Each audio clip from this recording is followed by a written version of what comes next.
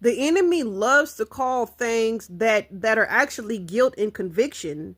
He loves to call it condemnation and judgment.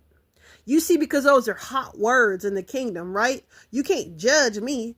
I'm not going to be condemned. You can't try to judge me. You don't know me. And so the enemy will use that to keep you in your sin. The enemy will use that so that way you never feel the need to grow. If you feel like someone is judging you, then you don't feel like you have to, well, you can't judge a book by its cover. Yeah, you're right. But I see right here the fruits that you're displaying, beloved. And you see from that, I'm gonna make a decision about you. And so you see, in my pocket, I could have something great for you, but because you had walked in a certain manner, willy-nilly, you're losing opportunities.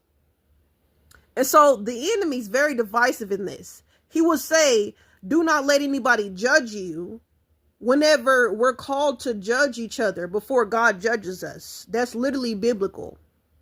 And then the enemy will say, don't be condemned, although he's constantly sending condemnation, right? He's the accuser of the brethren, accusing you day and night, right?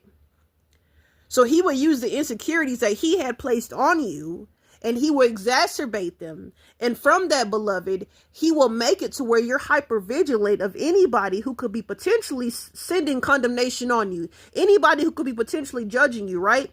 And from that, you reactively double down on your sin. You reactively double down on the error. And so now you're walking in error, beloved, and you don't even see that the enemy is laughing in your face.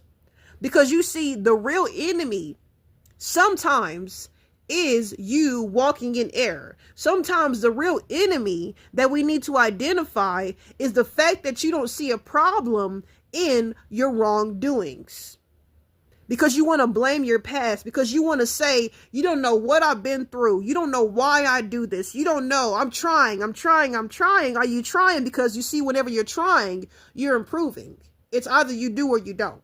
You know, whenever I try to do something, I just do it, right? Right? Or maybe I failed, but I'm going to keep doing it, right? So the enemy is going to trick you into walking around this mountain and saying there's no condemnation for those who are called in Christ. There's no condemnation for those who are called in Christ. I'm not going to be condemned. I'm not going to be condemned. But yet you're still in your sin. Yet you're still walking in error. Yet you're still not improving. Yet you're still not going anywhere. Yet you're still not doing any better. Beloved, maybe you need a little bit of, you need to feel guilty. You need a little conviction. And it doesn't feel good. It doesn't feel good. But God, he chastises those that he loves.